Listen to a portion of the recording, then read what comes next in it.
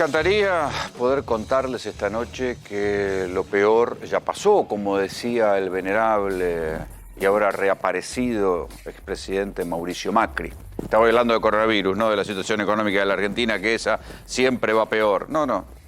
Me encantaría poder contarles que lo peor ya pasó. Me encantaría poder contarles que la Argentina está bien parada, que tiene un calendario de vacunación avanzado, que va a tener, los que les toque estar internados van a tener plasma suficiente o en todo caso suero equino hiperinmune que va a servir para que los síntomas no sean tan graves. Me encantaría poder decirles que a mitad de año vamos a estar todos vacunados, que las vacunas van a llegar, quédense tranquilos que las vacunas van a llegar. Bueno, nada de esto se los voy a poder contar esta noche. Lo que les voy a decir es que quien les minimice lo que viene les está mintiendo. ¿Sí? Recuerden que la semana pasada el presidente Alberto Fernández hizo una dudosa cadena nacional donde todos nos quedamos pensando, ¿qué quiso decir Alberto? No dijo nada. Pero las formas a veces son contenido. Esa cadena nacional donde Alberto no dijo nada, anunciaba, y así algunos lo interpretábamos, que volvía a instalarse en la agenda cotidiana de todos nosotros el coronavirus. Y es lo que está pasando. Miren alrededor, miren lo que está pasando en Brasil, miren lo que está pasando en Paraguay, en Uruguay, en Chile. ¿Por qué pensar que nosotros vamos a ser diferentes, que nos va a pasar otra cosa? Esto es lo que les vamos a contar esta noche en GPS. Argentina está cercada por la cepa amazónica, que es la que más estragos está provocando en la región. En Brasil, los estados que tienen la cepa amazónica están desbordados, con las terapias intensivas al 90, al 100%. Piensen los lugares. Fray Ventos, en Uruguay, está detonado su sistema hospitalario. Está enfrente, un puente de por medio con Entre Ríos. Lo mismo pasa en Uruguayana, terapias intensivas detonadas enfrente de la Argentina. Lo mismo pasa en Foz de Iguazú. Lo mismo pasa en Paraguay, al lado de la tan criticada Formosa. ¿Por qué pensar que no va a llegar a la Argentina? La única ventaja que tiene hoy la Argentina respecto de la situación de crisis que hay en los demás países es que en la Argentina una parte de la población todavía se cuida. No es por las vacunas, no es por los contagios, porque no es porque haya habido demasiado contagios, porque ni siquiera eso sirve. Hay cantidad de gente que se va a volver a contagiar de coronavirus y esto también es terrible. No es que los que ya lo tuvieron pueden decir, bueno, está bien, a mí no me va a contagiar, no. Las nuevas cepas no solo contagian a los que ya tuvieron, sino que escuchen bien, porque este va a ser un dato preocupante que les va a contar el doctor Salemi más adelante. Hay médicos hoy acá en Buenos Aires, en un municipio del conurbano, médicos que tenían la primera y la segunda dosis de la vacuna Sputnik, que tienen anticuerpos en sus análisis de sangre y sin embargo están contagiados de COVID. ¿Cómo es posible? No es que la vacuna estaba vencida y que les inyectaron agua y les pusieron una vacuna de aire. No. Tenía la vacuna. La vacuna que se dieron era buena. Se dieron las 2 dosis como corresponde y aún así se contagiaron de COVID. Hay cepas nuevas que no están funcionando, que están funcionando y las vacunas no están protegiendo. Todo esto es lo que se va a venir. Las escenas de lo que está pasando en Brasil, en Paraguay, no nos creamos tan importantes, no nos creamos tan diferentes, no nos creamos tan europeos, muchachos. Y si quieren pensar en Europa también. Miren lo que pasó, lo que está pasando en España, en Francia, en buena parte de los lugares europeos con los que nos gusta compararlos. Bueno, ahí también están detonados de casos y sin vacunas. Tal vez tengan un poco más de vacunas, pero aquí sí vale una reflexión sobre la manera y la mano blanda que tuvo el gobierno a la hora de tratar y negociar las vacunas. ¿Se acuerdan de Pfizer? Hizo acá el mayor de los testeos, el mayor de los ensayos de fase 3, hizo acá en Argentina, el laboratorio Pfizer. Ni una sola vacuna de Pfizer vino a la Argentina. Echaron a correr la versión a través de sus lobistas de que les habían pedido plata, que les habían pedido una coima. No, después lo que se supo, y se supo por otros casos, por la prensa internacional, que gracias a Dios leemos, y es una prensa que está fuera de la grieta, se supo que Pfizer pedía condiciones imposibles de cumplir porque era una manera de reservarse las vacunas para los que ellos se las querían dar, o sea, para Estados Unidos, para el Reino Unido o para los países que fueran aliados estratégicos. Las vacunas hoy por hoy son un insumo geopolítico. No nos engañemos, las vacunas, el que maneja las vacunas maneja la economía de los países. Fíjense lo que le pasó a Italia. Italia descubrió un tesoro de 29 millones de vacunas de Oxford AstraZeneca. Y ahora el laboratorio AstraZeneca anda diciendo, no, se habían fabricado en Holanda, las habíamos mandado a Italia porque se las íbamos a dar al sistema COVAX, o sea, al sistema de la OMS y de la Fundación Bill Gates para que las repartiera entre los países pobres. Zaraza, eran vacunas que iban a terminar en Reino Unido y esto es lo que sospecha la Unión Europea, que les están, lo que era antes la Unión Europea, después de Brexit, Inglaterra, como financió parte de la vacuna de Oxford, se lleva las vacunas y se las dan a ellos primero y ni siquiera le importa lo que vaya a pasar con la Unión Europea, que todavía sigue siendo de alguna manera sus socios comerciales. Cuando les digo la mano blanda de la Argentina, también corre para la vacuna de Oxford. La vacuna de Oxford, nosotros se lo venimos diciendo hace meses, se fabrica acá en Pilar, se fabricaron al menos 18 millones de dosis de vacuna. Imagínense lo que sería la Argentina hoy con 18 millones de vacunas ya dadas, ya inoculadas o seguras, aseguradas. Imagínense lo que sería este país. Ahí sí yo les podría dar buena noticia y decir, muchachos, no se preocupen por la segunda ola, porque lo que se viene ya vamos a estar vacunados, vamos a poder enfrentarlo de otra manera. Las vacunas que se fabricaron en la Argentina partieron con rumbo desconocido y todavía nos siguen diciendo que bueno, que van a venir, pero no se sabe y se va demorando y se va demorando. En concreto, las vacunas, dicho por el propio Hugo Sigman, el dueño del laboratorio que la fabrica acá, al diario El País de España, están en Estados Unidos, pero Estados Unidos no usa la vacuna de Oxford. Entonces, ¿dónde van a terminar? Se va a dar la situación grotesca por la cual las vacunas argentinas van a terminar en el Reino Unido, por ejemplo. Habemos producido nosotros vacunas para que terminen en el Reino Unido. No se sabe, no aparecen las vacunas y el gobierno quedó como un gobierno de mano blanda. En Europa están discutiendo y lo están haciendo todos los países. De acá no salen las vacunas. Así nomás es como está planteada la cosa hoy. La India, frente al aumento de casos, que dijo, muchachos, la vacuna, aquella vacuna de Oxford que en la versión india se llama Covishield, ¿saben qué? No sale más de India. Ellos la fabrican y dijeron, no, ¿saben qué? La vacuna se queda acá. ¿Por qué? Porque no hay manera de demostrar que se están incumpliendo los contratos. El incumplimiento de contrato está hecho ya con la demora. A la Argentina le iban a dar a partir de marzo una cantidad de vacunas que iban a venir envasadas de México, nunca vinieron. Esto que hoy puede ser bueno, no vinieron, está bien, qué lástima, ya van a venir otras vacunas. Ahora es así. En 2 meses, cuando haya, no sé, 20.000 casos por día o más, cuando haya muertos, alguien se va a preguntar, che, ¿para qué carajo fabricamos unas vacunas acá si terminaron en cualquier parte del mundo y no llegaron, o si llegaron, llegaron tarde? Estas son las cosas que hoy no se ven, pero en algún momento alguien se las va a preguntar. ¿Por qué el gobierno no se puso firme y dijo, señores, ¿saben qué? Las vacunas se quedan acá. No, pero le falta embotellar, no importa. Traeremos la manera de embotellar la vacuna porque hay otros laboratorios que la pueden embotellar y no las dejamos ir más. Eso es lo que hacen los gobiernos serios cuando tienen un problema grave. Argentina enfrenta un problema grave, enfrenta la segunda ola y la segunda ola nos va a agarrar mal parados. Hasta ahora solamente tuvimos el milagro de que una parte de la población todavía se cuida más que buena parte de la población de Paraguay, que buena parte de la población de Brasil, que buena parte de la población de Chile o que buena parte de la población de Uruguay. Es lo único que nos estuvo salvando.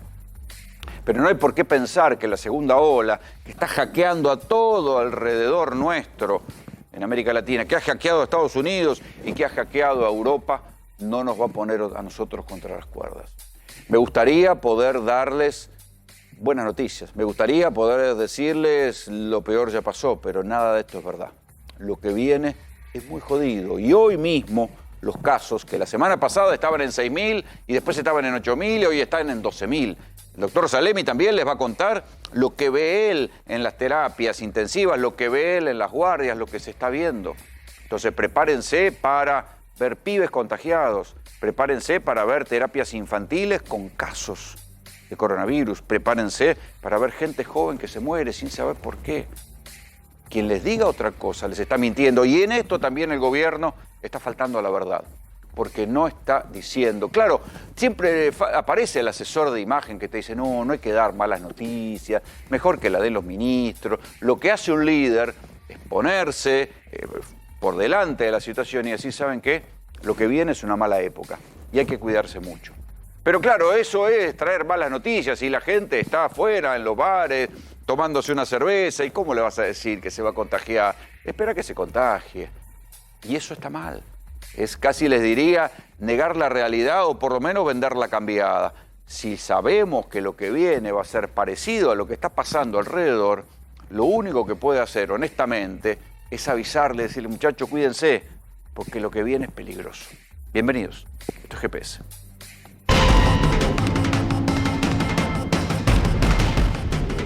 Total de 29 millones de dosis de la vacuna de AstraZeneca se encuentran bloqueadas en la planta de la farmacéutica Catalent en Anagni, cerca de Roma. Las dosis, listas para ser exportadas, han sido halladas por las autoridades italianas tras una investigación iniciada por recomendación de la Comisión Europea. Los lotes de vacunas almacenados en esta planta italiana cercana a Roma no son una reserva, según ha afirmado la farmacéutica anglo-sueca AstraZeneca, quien mantiene su compromiso de entregar 10 millones de dosis a la Unión Europea en marzo.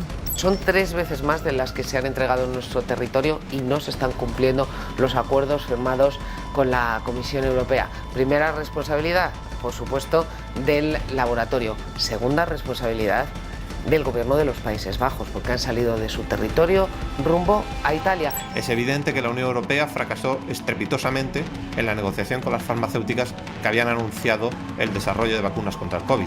Pero tratar de solucionarlo ahora con proteccionismo, prohibiendo las exportaciones de vacunas producidas en Europa o amenazando a los laboratorios, servirá de poco.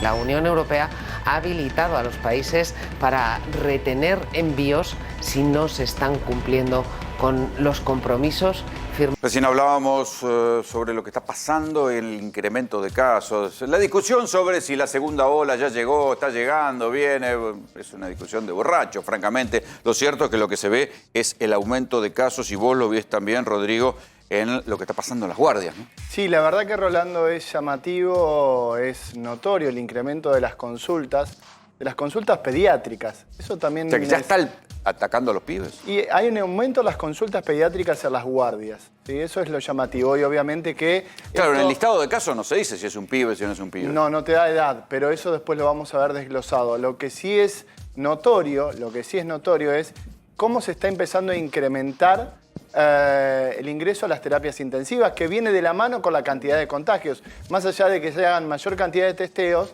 hay mayor cantidad de contagios, que es lo que venimos diciendo siempre. Si haces más testeos, más casos vas a encontrar y lamentablemente esos pacientes van a ser diagnosticados de coronavirus y más rápido van a ingresar a la terapia. Vos me contabas que estás viendo gente que espera hasta último momento para ir al sanatorio y que están entrando directamente a terapia. O sea, eso quiere decir que se pasaron un tiempo contagiando. O contagiando o aislados. Venían con diagnóstico positivo, ¿sí? Y retrasaron la consulta en la guardia justamente para tratar de evitar el tema de la internación y terminan directamente en terapia. Me pasó justamente hoy, sin ir más lejos. Hoy me pasó que desde la casa vinieron y terminaron la pareja, ¿sí? Lamentablemente. O sea, pero lo normal es que si vos vas es porque no estás saturando bien, pases a una sala común y después pases de sala común a terapia.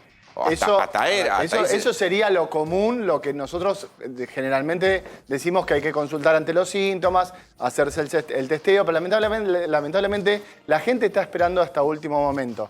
Y la realidad mundial no es que estamos alejados, nos está empezando a golpear. ¿No te parece notorio que justamente en uno de los 3 testeos, si vos, en las medidas que dio el gobierno, si vos sos un caso positivo al ingresar al país, vos tenés que pagarte el testeo de secuenciación genómica? ¿Por qué te pensás que es eso? Por las variables. Temor a las nuevas variantes, Eso te iba a preguntar, ¿cómo es esto de que hay médicos que tienen las 2 dosis de vacuna Sputnik y están contagiados? Mira, hoy charlaba con un secretario de salud de un distrito de acá del conurbano, me contaba que tenían 3 profesionales de la salud en un estado complicado, que se les habían otorgado las vacunas, 3. Con vacunas completas, con el esquema completo, con anticuerpos. O sea, se dieron las 2 dosis de vacuna Sputnik. Sí. Se hicieron el test de anticuerpos porque tenían los anticuerpos. Tenían los anticuerpos, se contagiaron. ¿De qué? ¿De COVID? De COVID, de coronavirus. Entonces, lo que hicieron fue mandar al Malbrán estas tres secuenciaciones para evaluar el temor que tienen muchos que sea una de las cepas conocidas que ha venido de alguno de los países, como por ejemplo el Reino Unido o Brasil, la cepa tan temida, la P1 de Manaus, o que sean nuevas variantes que no conocemos. Vamos a tener una cepa gaucha, lo que nos falta. No, esperemos que no, ojalá que no, y que sea una cepa que no conocemos y que esquive a la vacuna. Quiero sumar aquí a la conversación a Walter Gruber, es analista internacional, amigo, y... ¿Qué está pasando con la batalla de las vacunas hoy? Bueno, yo escuchaba un poco tu editorial cuando entré al estudio. En el caso de Europa, la batalla es feroz. No llegué a escuchar la primera parte, pero el nivel de confrontación que hay entre los viejos rivales que en una época fueron Francia y Gran Bretaña, hoy está, digamos, a un paso de una declaración de guerra. No se tiran con misiles, sino con jeringas. Pero bueno. Claro. Bueno, Macron ha salido muy duro, por un lado, a hablar digamos, del papel de Rusia y de China, pero también a criticar muy duramente a los británicos, cosa que los británicos no están muy dispuestos a soportar por parte de un francés.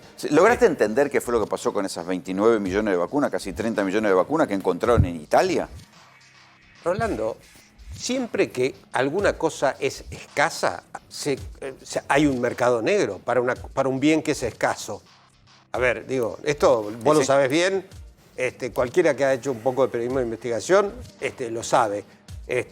También han aparecido vacunas falsas también, ¿eh? Hay casos en Honduras de vacunas falsas.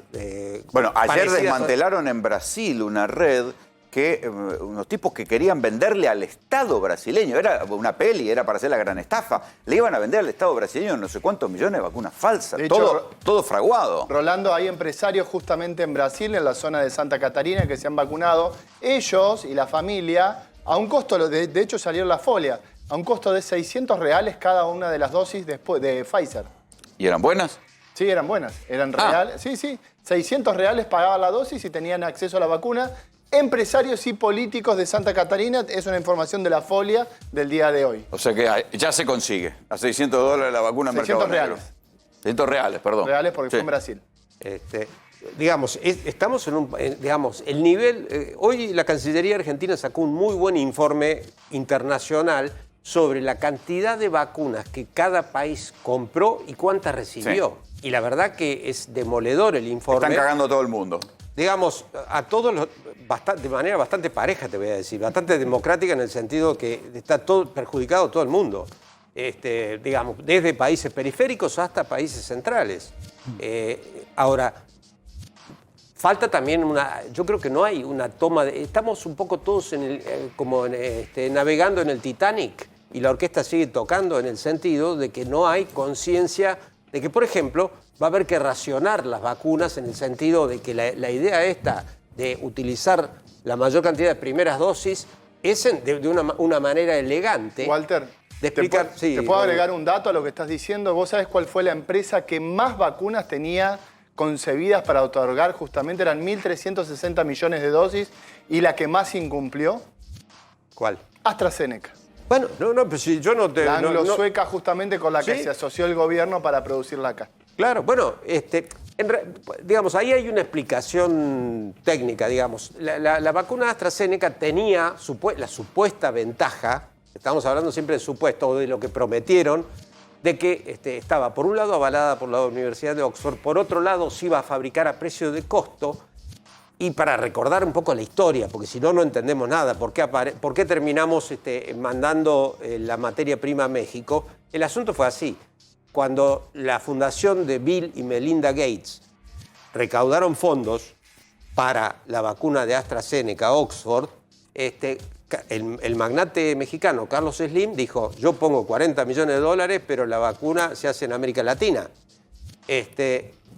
Las condiciones para hacerla las tenía en la Argentina, pero evidentemente Slim no se quiso perder el minuto de gloria, de que el embalaje final saliera de México, y así terminamos todos en esta situación donde Las vacunas están en Estados Unidos. Las vacunas han sido... No, pero yo creo que es una situación realmente muy comprometida la de Sigman, porque él ha admitido, casi que de motu propio, en el diario El País de Madrid, que él desvió las vacunas. Es decir, las vacunas desde la Argentina, hasta donde yo tengo entendido, salieron rumbo a México, no salieron de aquí rumbo a Ohio, que es donde terminaron. Salieron rumbo a México y de México las mandaron claro, a Estados Unidos. Ahora, ¿sabes lo que...? Explícame cómo terminamos nosotros dándole vacuna a Estados Unidos. No, pero hay otro agravante. Que tampoco la usan. Claro, todavía no, primero, en Estados Unidos no está aceptada. Sigman dice que la mandó a una factoría de AstraZeneca, en Westchester, Ohio. En Ohio, evidentemente por orden de AstraZeneca. Ahora, ¿cuál es el agravante? Que esta misma semana otro laboratorio mexicano fue el primero en envasar otra vacuna, es decir, que necesitaban los mismos insumos. Y ese otro laboratorio de México consiguió todos los insumos que el laboratorio contratado por Carlos Slim vino aduciendo de que no se conseguían insumos. O sea que el vidrio y los viales se conseguían en México. Otro laboratorio, concretamente te digo, es la vacuna CanSino, que es una vacuna hecha por Canadá y por China. Y este laboratorio se proclamó el primer laboratorio latinoamericano que ha envasado una vacuna en el mismo México donde... Bueno, nosotros contábamos con Rodrigo que hubo laboratorios que se presentaron aquí a decir, che, nosotros podemos envasar la vacuna. Acá la vacuna esa que están fabricando en Pilar y que falta en la Argentina, la podemos envasar nosotros. Sí, no solamente eso, sino también que se ofrecieron de manera gratuita a envasar la vacuna. Decir, a ver, dejen la vacuna acá, nosotros nos ofrecemos a finalizar el proceso, a envasarla y a distribuirla en Argentina, que después, bueno, es una vacuna de fácil distribución porque justamente la temperatura... ¿Se sigue fabricando acá? Seré curioso. Se sigue fabricando. Sí, se sigue fabricando. ¿La seguimos mandando a los Estados Unidos? No hay otra información. Perdón, eso era otra cosa. No, bueno, porque para hacer los actos, van todos y anuncian cosas. Después nunca más se supo más nada. Bueno, yo por eso te decía bajo cuerda ahora. Yo por eso te decía que hay una cosa que para mí es un agravante. Si las vacunas siguen, digamos, primero que se debería suspender la salida. Vamos a empezar por ahí. Segundo, es un agravante si las vacunas salieron para México y después fueron redirigidas. Porque entonces, digamos, hay algún tipo de delito en ese contexto. Porque la otra cuestión es la siguiente. Estados Unidos a lo mejor no las usa, pero a lo mejor no las deja salir. Claro. Es que las va a usar porque ya finalizaron el estudio, hicieron la presentación, dieron casi un 80% de eficacia y están próximos a tener la aprobación de emergencia de la FDA. O sea, ellos están asegurando el stock, tienen... ¿Y vos te imaginás que van a decir, sí, estas vacunas son de Argentina, vayan para allá? No, de ningún... Eso olvídate. Porque digamos, ahí hay leyes federales y AstraZeneca va a decir pelito para la vieja. Obvio. Ahora, justamente... Está bien, pero nosotros, como se decía antes, somos el hijo de la pavota. Fabricamos la vacuna, la mandamos para Estados Unidos. Espera, quiero sumar aquí a Juan Carlos Giordano, diputado de Izquierda Socialista. ¿Qué pasa con las vacunas? ¿Ustedes qué quieren hacer? ¿Dicen que se puede hacer otra cosa? Claro. Hay una tercera posición, que es la que levanta la izquierda y el Frente de Izquierda Unidad, opuesta a la del gobierno. Bueno, Juntos por el Cambio no podemos hablar. La verdad que Patricia Bullrich, lamentable. Privatizar la vacuna, si tenés $100 te vacunás.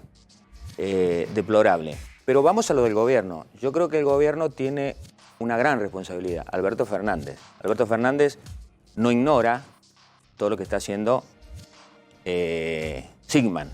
No ignora lo que está haciendo Carlos Slim.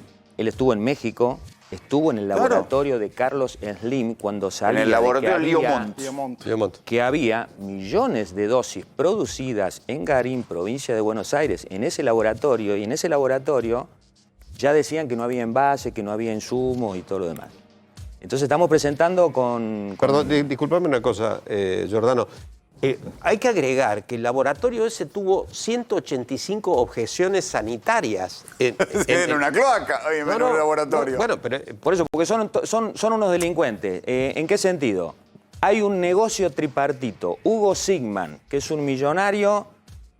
amigo del gobierno de Alberto Fernández, el otro delincuente Carlos Slim, que es un magnate multimillonario, y AstraZeneca, que tiene la patente. Entonces, En el medio de la posibilidad de una segunda ola, en el medio de que el doctor Eugenio Semino hizo un tuitazo, un ruidazo el día sábado, porque diciendo se nos están muriendo en silencio los mayores adultos. Es una 24 inmoralidad, millones. se fabrican las vacunas acá y se van para Nosotros afuera. tenemos el dato que son 24 millones de dosis, pero no importa. 24, 18, 20 millones de dosis por mes que se destinan a Slim, porque decía que tenía el frasquito y le iba a poner la etiqueta, el fraccionamiento. Tampoco tenía el frasquito. Pero acá, lo que hay bueno, por eso en buena hora nosotros tenemos una opinión de izquierda socialista del Frente de Izquierda, pero en buena hora de que empiezan a aparecer científicos profesionales, como el doctor, por ejemplo, Medardo, que Walter lo conoce, Medardo Ávila Vázquez, es funcionario inclusive del gobierno de la ciudad, de salud en su momento. ¿Qué dice? Hay que incautarles las dosis a Sigman. ¿Se puede eso legalmente? Espera, ¿se puede, doctor Bodiveles, ¿se puede incautar eso? Sí, en realidad lo que se puede... Se puede comprar, no es que las estaban regalando, las estábamos comprando. Se pueden expropiar. A ver, la ley de expropiación lo que dice es que justamente cualquier bien que sea de utilidad pública, y vaya, si las vacunas contra el coronavirus lo son, bueno, puede ser objeto de expropiación, que tendrán que pagar el valor correspondiente y demás, porque la expropiación no es que te sacan algo y... No que te lo confiscan. No. Claro. No, claro. La ley de emergencia sanitaria que justamente avala al Ministerio de Salud a tomar decisiones como la aprobación de emergencia de una vacuna, ¿no también prevé este tipo de situaciones? A ver, en realidad la expropiación tiene que haber una ley del específica. Congreso que justamente declare de utilidad pública la vacuna y a partir de ahí sí podés hacer una ley de expropiación de las vacunas que se están aunque sea produciendo en Pilar. prohibir la exportación, que es lo que está haciendo la India, ¿o no? Digamos, por un lado, se puede prohibir la exportación, pero tampoco es necesario expropiar. Se puede requisar la vacuna, porque en situaciones de emergencia se pueden requisar medicamentos cuando son... Lo está haciendo de utilidad todos los pública. países del mundo. Exactamente. Hasta la propia India lo está haciendo, que es el principal proveedor. Recordemos qué pasó con muchos vuelos sanitarios que fueron requisados cada vez que aterrizaron Claro, en un y esto país. ahora puede ser una discusión teórica, pero cuando empieza a haber muerte por la segunda ola, deja de ser una discusión teórica. Hacen falta la vacuna. Yo creo que ya no es... Rolando, yo no creo que sea tan teórica porque justamente, digamos, además estamos frente a una empresa que, digamos, ha hecho del incumplimiento la regla. Digamos, no es que el caso argentino, claro, no es que el caso argentino es el único en el mundo, sino que AstraZeneca ha tenido problemas desde un comienzo, ha tenido problemas inclusive con la fase 3. Hace 3 días atrás reconocieron que en realidad la vacuna tiene 3 puntos menos de eficacia de lo que decían originalmente. La confiabilidad en España de la vacuna AstraZeneca está muy baja respecto de las otras vacunas. Es decir, y bueno, esta historia, lo que vos mencionabas, en Italia se han dado varios casos. Se ha dado, por un lado, la aparición de estos 29 millones de dosis, pero también se dio la prohibición por parte del gobierno italiano de una exportación a Australia de AstraZeneca. Es decir que evidentemente... Están flojos de papeles en varios lugares. Claro. ¿Ustedes pudieron ver el contrato con la fábrica de Sigman? ¿El gobierno lo mostró? Si lo piden. No, son contratos secretos, confidencialidad. Lo que se sabe es que el gobierno... Pero se pagó. 22 millones de dosis. Se compraron. 24 millones de dosis se van para el exterior y no hay una vacuna de AstraZeneca, no solo en Argentina, sino en Latinoamérica. Claro. Si uno abre la página de Hugo Sigman, de Insud Pharma, dice una empresa modelo, estuvo el presidente Alberto Fernández en la inauguración, una empresa modelo, tenemos contrato con 40 países del mundo. Es como decirte, un empresario nacional y popular. Emprendedor el hombre porque está con el agronegocio y está a favor del acuerdo con las fábricas de cerdos a China. Ahora imagínate, cuando le preguntan, ¿es una gran oportunidad la vacuna? Y sí, es una oportunidad de grandes negocios. Ahora, el negocio es tremendo, porque nosotros todos le pagamos por el gobierno nacional 22 millones de dosis. Las dosis se producen en Garín. Los 200 profesionales de la salud, entre ellos FESPROSA, que son la Asociación de Profesionales de la Salud, dicen, estamos en una emergencia nacional. Es una vergüenza nacional que un gobierno que dice, si uno lo escucha a Alberto Fernández, la vacuna tiene que ser un bien público mundial, ¿cierto? Bien público. Y dice el rol del Estado. Ahora, el rol del Estado, ¿cuál es? Si hiciera falta una ley para declarar de utilidad pública al laboratorio Max Bien de Insud, la va a tener en estas horas porque nosotros estamos presentando como el único bloque del Frente de Izquierda Unidad una ley para que se declare de utilidad pública el laboratorio de Sigman y para que los profesionales... Pero es el amigo del gobierno. ¿Cómo? Y sí, claro, bueno, por eso. No haría falta eso, no haría falta porque tendría que haber una emergencia. Ahora, hay profesionales que dicen, nosotros los envases los hacemos todos los días para un montón de medicamentos. Pero no hace falta, por eso. no hace falta declarar de utilidad pública. Hay un montón de laboratorios en Argentina capacitados. El problema acá laboratorios públicos. El problema acá, públicos y privados. El problema acá es el tema de que son elementos biológicos de difícil producción. Una vez que se logró justamente la producción en serie, hay que mantenerlas.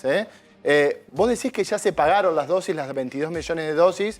O sea, estamos hablando de que... ¿Y AstraZeneca por qué? ¿Se pagaron casi 100 millones de dólares? Hicieron contratos millonarios. Pero la producción mundial de AstraZeneca, ¿por qué hizo compromiso que le pagaron y la Unión Europea dice, no, pero vamos a allanar? ¿Por qué? Porque pagaron. Está todo secreto. Pero la Argentina, ¿ya se pagaron los 100 millones de dólares? Y si eso es lo que dicen todos los medios. Nosotros no tenemos acceso. Esa parte a mí no me consta porque además Sigman, estoy diciendo lo que Sigman dice, que él dice que él ha sido contratado, no por el gobierno argentino, sino por AstraZeneca. Claro. Por eso, ahí hay una... Pero AstraZeneca debe haberle vendido a la Argentina. ¿Quién le pagó? ¿Y si Argentina le pagó a Insud, le pagó a AstraZeneca? Por eso digo, pero también... Lo que AstraZeneca está haciéndose un colchón de miles de millones de dólares, haciendo un ofrecimiento de dosis que después no llegan, y nosotros somos una semicolonia. Porque en Garín, producir para AstraZeneca que no haya una vacuna acá es tan obsceno que es increíble. Es tan obsceno que es increíble. ¿Por qué estamos hablando de lo que va a pasar con las vacunas y por qué la penuria de vacunas se va a convertir en un tema angustiante de acá a cuánto? ¿Un mes? 2 meses, porque está creciendo el número de casos. Claro, cuando era verano y había pocos casos, dice, bueno, está bien, llegarán las vacunas. Si no es la de AstraZeneca, será la rusa, si no, será la china, pero las vacunas llegan con cuentagotas. Y lo obsceno es que acá se fabrican y se van para otro lado. Esta vez si lo entendemos. Mientras tanto, ¿por qué pensar que somos diferentes? ¿Por qué pensar que no nos va a pasar lo que está pasando en Brasil, en Chile, en Uruguay o en Paraguay?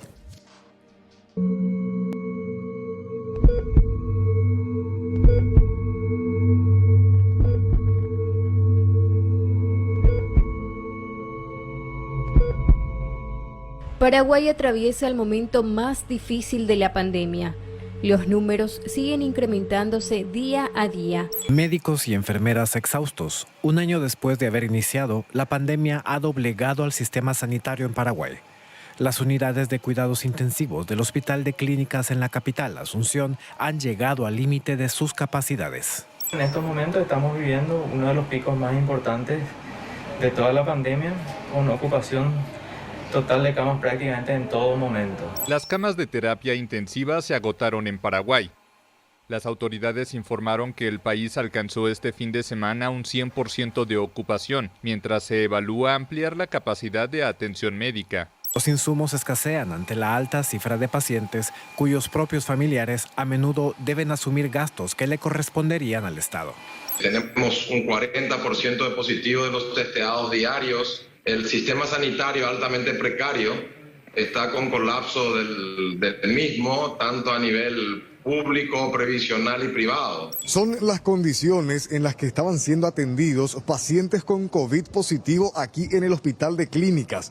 Fíjense, en sillas de madera, algunos en sillas de rueda, y de esa forma han pasado no solo horas, sino que días también, porque mucha gente tuvo que amanecer de esa manera. Y si miramos un poco más en detalles estas fotografías, van a ver que son pacientes, reitero, con COVID positivo y que están conectados a oxígeno y a suero.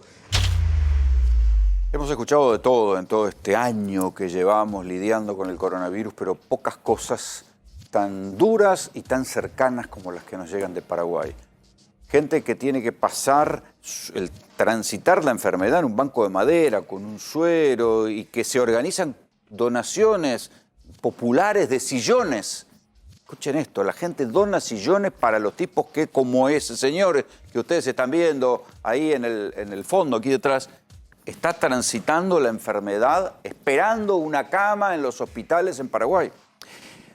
Pero en pocos lugares vamos a escuchar de que hay un presidente que está virtualmente prófugo. Presidente Abdo Benítez, presidente de Paraguay, después de una cantidad de manifestaciones, casi que se dio a la fuga, desapareció de los lugares que solía frecuentar, no dio la cara. Los anuncios de nuevas restricciones, de cuarentena que hay en Paraguay desde ahora hasta la Semana Santa, los tuvo que dar el ministro de Salud, algún funcionario, porque el presidente no aparece. ¿Sabés cuál es el chiste que circula en Paraguay? No. Justamente le dicen Pascua porque no se sabe si cae en marzo o en abril. Bueno, ahí está. Todas estas cosas yo se las escuché contar a Renato Talavera y quiero que me agregue más. Está en Asunción. Renato, querido, ¿cómo te va? ¿Qué tal, Rolando? ¿Cómo estás? Saludos para vos y todos los compañeros. Bien. Contanos cómo está la cosa ahora. ¿Se siente ya la cuarentena, el cierre de la gente? Estamos ya a lo que sería prácticamente 1 hora y media de las nuevas restricciones, prácticamente las restricciones más duras, luego de un año prácticamente de pandemia, COVID-19. Solamente para mostrarte un poquitito el panorama, mucha policía en la calle, justamente para tratar de que la gente que no es asexuada no circule. 9 días, ¿por qué? Porque se va a tratar de cortar la circulación del COVID, que está siendo totalmente fuerte y letal en Paraguay, teniendo en cuenta de que estamos cercados prácticamente por la cepa de Manaus, la P1. Como estaban informando, justamente en el material hablamos de una ocupación de 100% en unidades de terapia intensiva. Para aclarar, el del 100% de personas que pasa de que contraen COVID, el 90% aproximadamente se recupera. Pero, ¿qué pasa con ese 5%? Va a los hospitales en masa, el sistema de salud es bastante precario y vemos lo que estábamos observando, valga la redundancia, que la gente se interna en los bancos. Y atención con este dato que es bastante interesante seguramente para la Argentina, que el 69% de los internados en unidades de terapia intensiva son jóvenes, menores a 50 años. Claro, esto es lo que nosotros... A ver, Renato, en función de lo que vos contás desde hace una semana, nosotros estamos mirando atentamente lo que pasa en Paraguay, porque la cepa amazónica está acá. Por lo menos hoy, por ejemplo, se vio con mucha preocupación el incremento de casos en la provincia de Córdoba. Hubo más de 1.100 casos. Y entonces todos están mirando que ya se sabe que en Córdoba hubo un tarado que vino, no se aisló y contagió a como 15 personas y a partir de ahí se difundió la cepa amazónica. Esas cosas son las que están sucediendo acá y ustedes son como el espejo de lo que puede pasar, porque en Paraguay no hace frío, no se puede decir que sea por el invierno, y sin embargo lo que ustedes ven a través de la cepa amazónica es eso, contagio de jóvenes, contagio de gente a pesar de que haya ventilación, porque supongo que allá en Paraguay las casas están con las ventanas abiertas, no hace frío, igual se contagia la gente. Prácticamente hablamos de un 40% de incremento de casos en este mes a nivel nacional. Asunción y Central, el departamento que sería como el cono urbano de la capital, prácticamente está colapsado. Hablamos prácticamente de personas que van hasta el hospital, a los hospitales que están siendo contenidos, a los que tienen que contener al COVID, y llevan prácticamente de última a sus parientes con COVID. Y también hay que tener en cuenta que la mayoría de las personas que llevan a sus parientes también tienen COVID. O sea, si uno va al hospital, prácticamente es un caldo de cultivo de COVID. Claro. Hoy el Ministerio de Salud informó de que ahora mismo hay un poco más de 92 personas que no tienen cama de terapia intensiva. ¿Qué esperan? Una de dos, que se recupere una persona y salga y dé un lugar, o lastimosamente que muera. Los médicos afirmaron de que están teniendo que decidir quién vive y quién no. Contá cómo es eso de que van a comprar los medicamentos que vienen de contrabando desde Argentina a la frontera. Justamente en estos días salieron varios informes periodísticos locales donde señalaban acerca de una organización en distintos hospitales donde iba una persona y realizaba, recogía la lista de medicamentos, iba hasta la frontera y ahí a través de una farmacia de Clorinda traían los medicamentos de contrabando. Hoy, adelantando, o sea, agregando algo al relato de toda esta semana, Rolando, hubo todo un escándalo. ¿Por qué? Porque la mayoría de las personas que estaban comprando medicamentos de esta farmacia de Clorinda hoy se encontraban con la noticia de que ya no pueden comprar por una cuestión de que salieron informes periodísticos. Entonces, ¿qué pasa? Estas personas dicen nos niegan el único lugar donde podíamos comprar porque los medicamentos no tenemos en los hospitales públicos y prácticamente esto generó todo un revuelo hoy en Paraguay. Hasta hace poco estaban comprando el contrabando porque les salía más barato comprar Misolilan, Atracurio, de Clorinda, porque hoy el Estado paraguayo no puede proveer esos medicamentos. La crítica al gobierno de Abdo Benítez es porque no fortaleció el sistema hospitalario, porque se confió que iban a llegar las vacunas y no llegaron, porque está al borde de la renuncia, lo tienen. Justamente se había salvado un juicio político. La última vez que habló a la población fue el 6 de marzo a través de un mensaje grabado, luego de distintas movilizaciones ciudadanas donde pedían su renuncia. Se salva el juicio político. Hoy habló en la reunión de Mercosur. A la ciudadanía no está hablando de qué pasa. El Paraguay, como todos los países de la región, se endeudó. Contrajo una deuda de más de 1.900 millones de dólares donde prácticamente fue a mantener el Estado, o hablamos de sueldos de personas que están en este sistema. Había un fondo destinado a salud, no se realizaban las inversiones correspondientes y resultados a la vista. Prácticamente hablamos de que las personas van a los hospitales, no tienen camas, se internan en los bancos, y la semana pasada una campaña masiva de donación de sofás, por ejemplo, para que la gente por lo menos no esté en el banco, esté sentada en un sofá. Y hablamos de donaciones de propios paraguayos de vuelta, y hablamos de ollas populares también en los alrededores de los hospitales para que la gente pueda tener por lo menos alimentos, y también empresas del sector privado que acercan alimentación para que por lo menos estas familias tengan un mejor pasar. Renato, te agradezco mucho el contacto, te mando un abrazo. Hasta pronto. Sí, ¿qué me decías? Rolando, no nos tenemos que olvidar que muchos negacionistas miraban a Paraguay como un ejemplo el año pasado, cuando nosotros estábamos en pleno pico, en plena incremento de casos. Muchos miraban a Paraguay y a Uruguay, justamente dos países que hoy en día están prácticamente colapsados sus sistemas sanitarios. Y no entienden qué pasó. Y los miraban como ejemplo, los negacionistas de la pandemia. No tenemos que olvidarnos de eso, ¿eh? Porque nosotros el año pasado que la estábamos peleando, muchos decían, pero mirá Paraguay que no pasa nada, y no se cuidan y no pasa nada. Mirá ahora cómo están. Mirá Uruguay, qué bien que está trabajando Uruguay. Fíjate Uruguay hoy. Sí, no, ellos mismos están teniendo más restricciones que nosotros. Por eso mismo te digo, o sea, hay que entender bien eso también. Igual, además, el coronavirus se lleva gobiernos, ¿eh? Porque, digo, Trump no pudo reelegir. Bolsonaro la tiene complicada. En 10 meses, en 10 días perdió 10 puntos de imagen. Abdo no puede aparecer por las calles. Digo, se está lijando los gobiernos también. Además, digamos, no es que el virus sea inteligente, pero como lo explica bastante bien el doctor Jorge Rachid, es como una planta que cuando ya busca el sol, es decir, cuando ya acabó con los grupos de más riesgo, va buscando otros nuevos grupos, ¿sí? La imagen esta de una planta, cuando la planta se orienta hacia el sol, es bastante ilustrativa de cómo funciona el virus para entender por qué empieza a afectar a otros grupos, otros sectores que no eran los más afectados. De todos modos, no nos olvidemos una cosa. A ver, cuando decimos que hay en algunos casos de médicos infectados, o cuando vemos la situación en Chile, donde se está poniendo una vacuna que solo tiene... Imagínate si se hubiera puesto esa vacuna acá, que no tiene estudio de fase 3. Quilombo que se hubiera armado. Pero que tiene una efectividad del 50%. ¿Qué quiere decir? Que cada 100, 50 se van a enfermar. Por ahí no se mueren, pero se van a enfermar. Con la vacuna Sputnik, o con la vacuna Pfizer, o con la vacuna que sea, sobre 100 personas, pongamos un rango general, 7 se van a enfermar. Probablemente no se van a morir. Es decir, pero esto hay que también tenerlo en cuenta. Y por supuesto que algunos grupos, como médicos que están expuestos permanentemente al virus, que están en la primera línea de fuego, son los que probablemente y que además puedan reinfectarse. El combo de caída económica que tienen todos los países, la Argentina un 10%, y que no satisfaces la demanda sanitaria que tiene que ver con la vida, es un combo explosivo que genera inestabilidad política. Yo quería agregar una cosa que seguramente Rodrigo me va a ayudar, que tiene que ver con esta carrera contra el tiempo. ¿Qué quiero decir? Que sea la vacuna que venga de México, sea la vacuna que venga de Ohio, o sea la vacuna que se fabrica acá, el día que está terminado el primer lote de vacunas, después hay que dejarla un mes. ¿Por qué? Porque hace falta por lo menos una semana. Además, ¿un mes? Claro, pero digo, son tiempos que hay que considerar.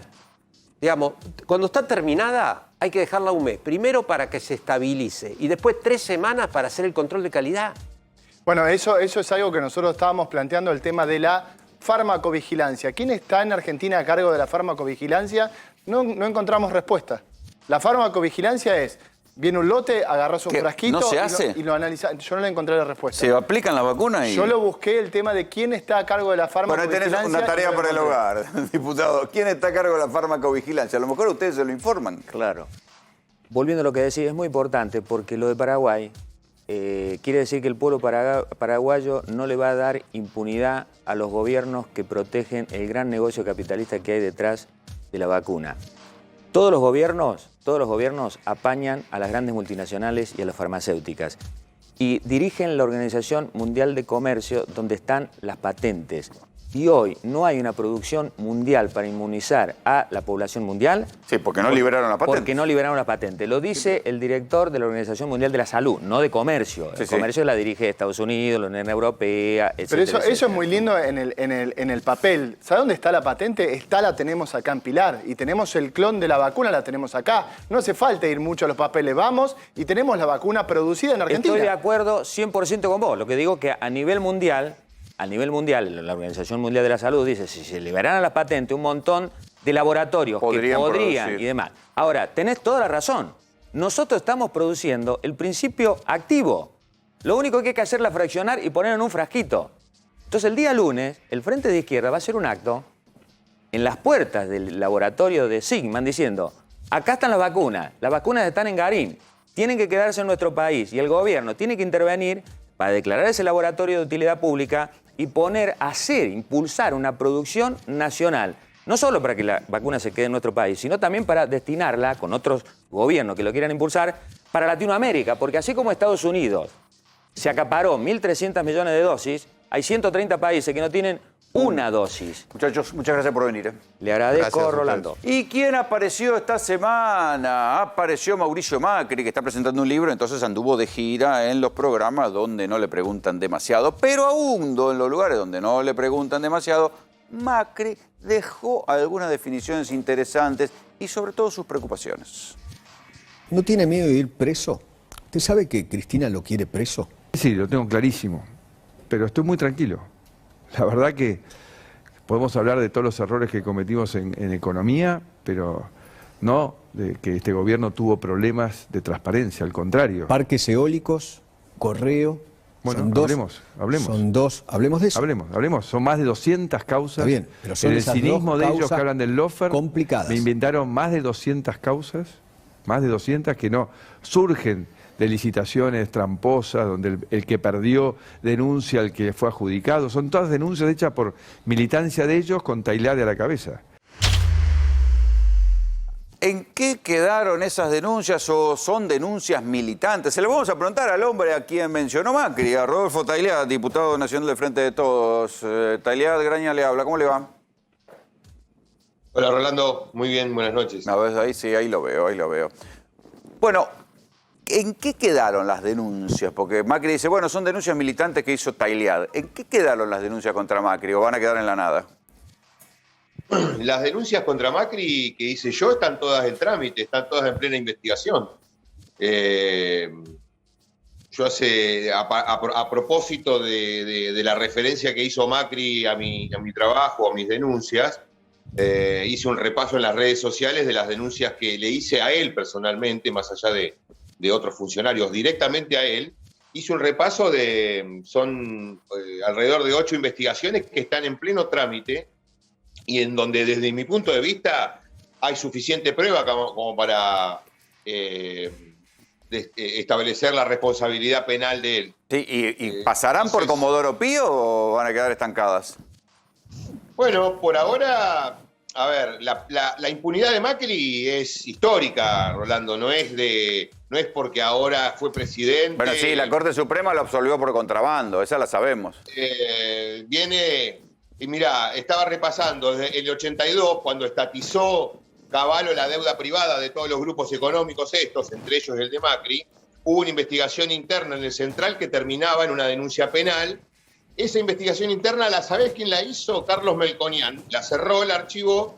O sea que desde 22, 23 años que viene cometiendo delitos Macri. No es ahora que está digamos, preocupado porque hay denuncias militantes. Toda la vida se dedicó a esto. Pero las que le hice yo están todas en trámite. Por supuesto, por ahora no ha pasado por esas causas. De hecho... pero todavía nadie lo citó indagatoria. Pero, por ejemplo, en parques eólicos no hubo todavía ninguna citación.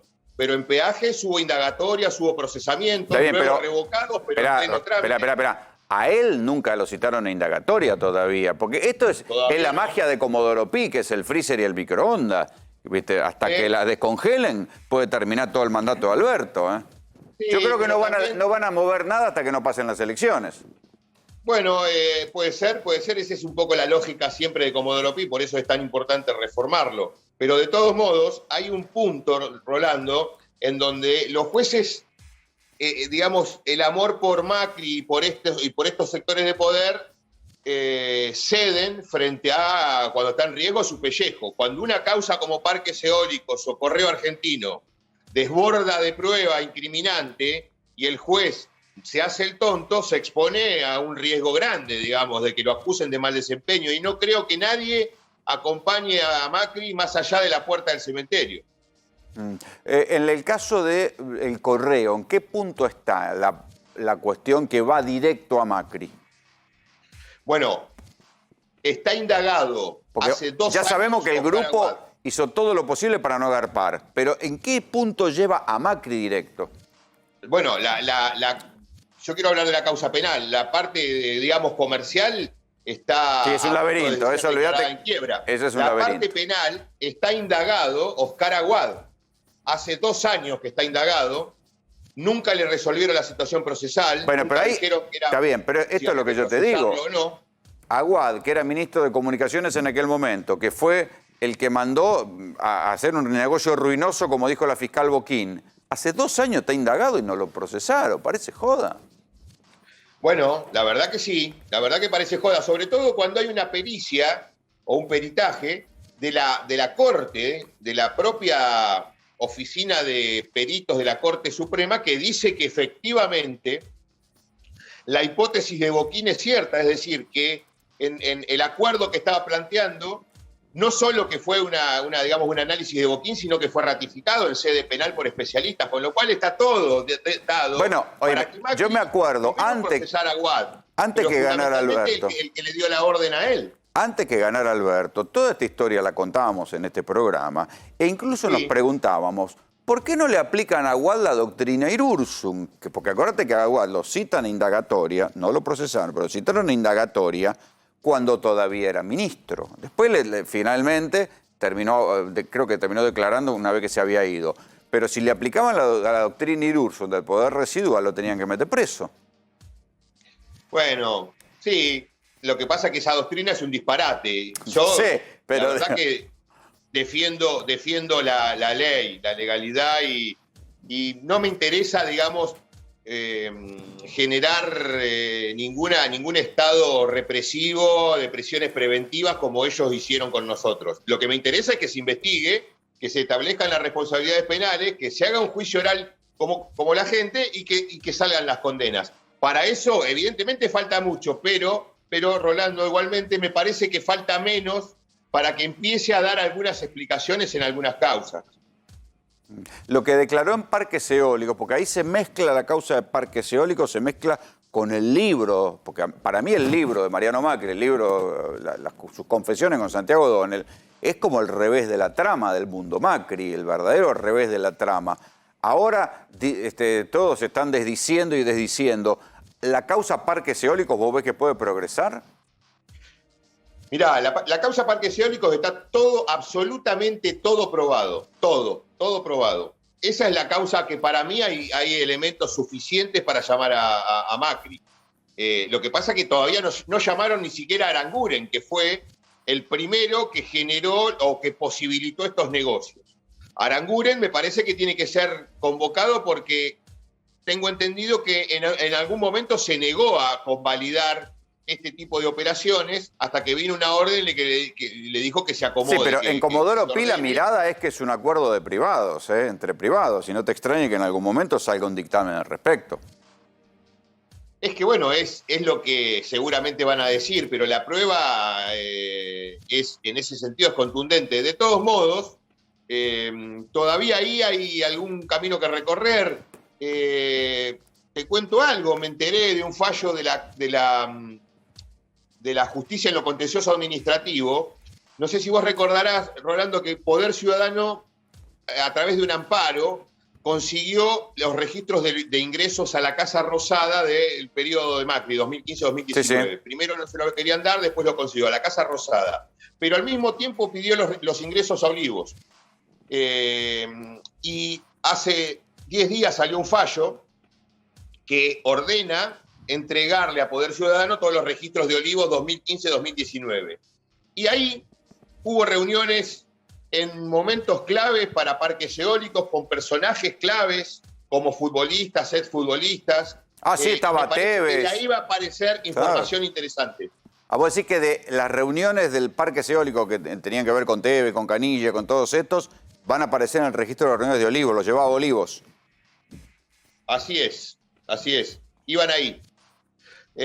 Hay un patrón que estamos viendo, que lo estoy analizando.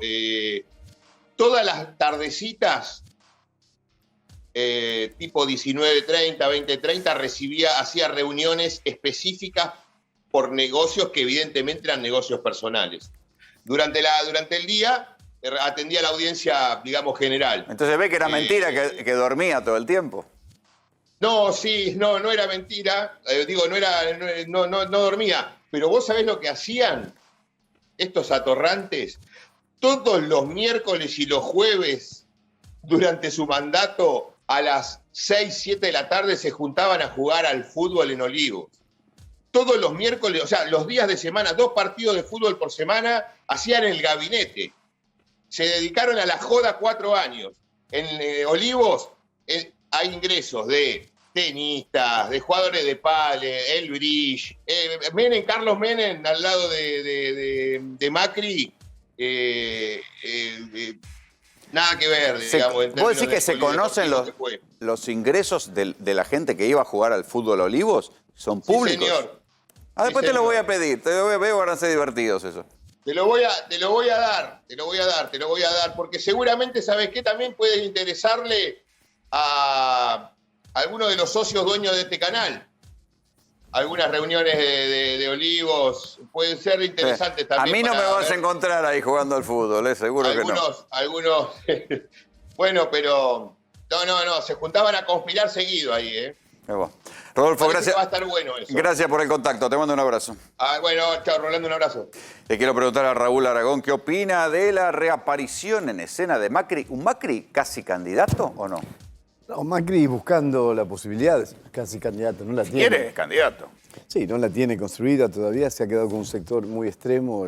Se presenta candidato a diputado, pero Ciudad de Buenos Aires, ¿quién le va a decir que no? No, nadie, pero tenés que ganar una interna ahí, porque de ninguna manera, si Rodríguez Larreta comete el error de darle lista única encabezada por Mauricio Macri, compromete su candidatura presidencial en el 23 de una manera, yo te diría, casi terminal. O sea, vos decís que para que Rodríguez Larreta pueda ser candidato se tiene que pelear con Macri en algún momento. Por supuesto, se tiene que diferenciar con Macri, de alguna forma ya empezó, creo que tiene que polarizar con Macri, tiene que obligarlo a Macri a ir a una interna por la ciudad, por la diputación por la ciudad, que la va a encabezar o Macri o Patricia Bullrich, con todo derecho, no estoy diciendo que no, pero de ninguna manera le puede dejar ese espacio libre. Es suicida. Si hace eso, es suicida. No entendió la política. Si hace eso, pero Macri necesita fueros, porque si estas causas avanzan, en algún momento le van a decir, venga para acá. No, lo podemos dejar ir en 4º lugar, en 5º, qué sé yo. No lo puede en 4º lugar Macri. No, pues ya sé, bueno. 3º, porque el primero varón o mujer. Sí, pero no la cabeza de lista, de ninguna manera. Porque eso es de la pole position para la presidencial del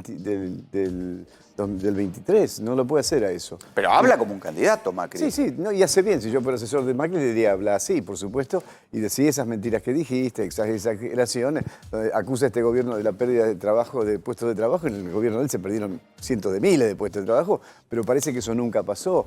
La oposición en general habla así últimamente, y esto es lamentable. Yo quisiera una oposición con propuestas claras y más allá de críticas, que son críticas a una gestión sin proponer alternativa. De negar cosas evidentes, ¿no? O sea, a mí me hizo acordar mucho a Menem, que también negaba lo evidente. Bueno, Vos le sí. decías, Pero me era simpático.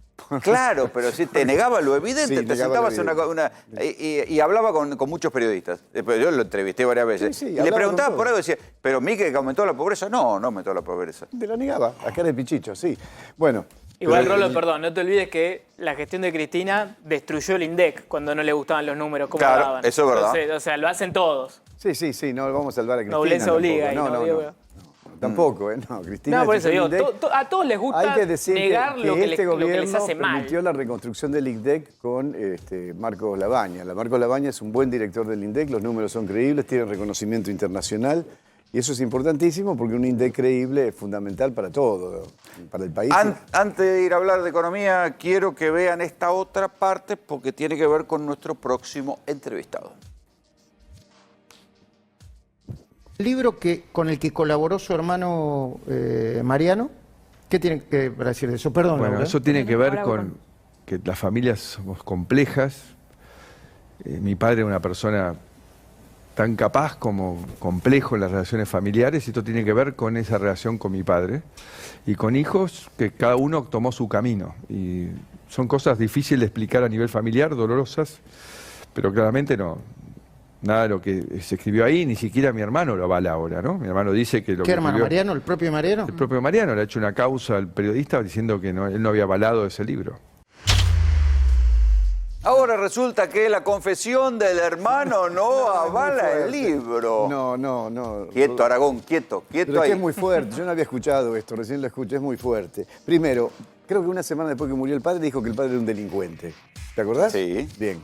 Ahora, están grabadas las conversaciones del periodista con el hermano informante, vamos Claro. a llamarlo así. No lo puede negar. Y lo niega, pero ve lo que te digo, niega lo evidente. Pero mejor, venga, vamos a hablar con Santiago Donel, que me imagino el estupor con el que habrá presenciado esta parte de la entrevista de Mauricio Macri. Santiago, ¿cómo te va?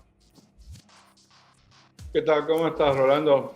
Sí, la verdad que no sé qué quiere decir avalar, es como un nuevo verbo, no sé cómo aplica. Como dijo recién ahí tu entrevistado, lo dijo y está grabado y ni siquiera lo negó cuando fue a la justicia.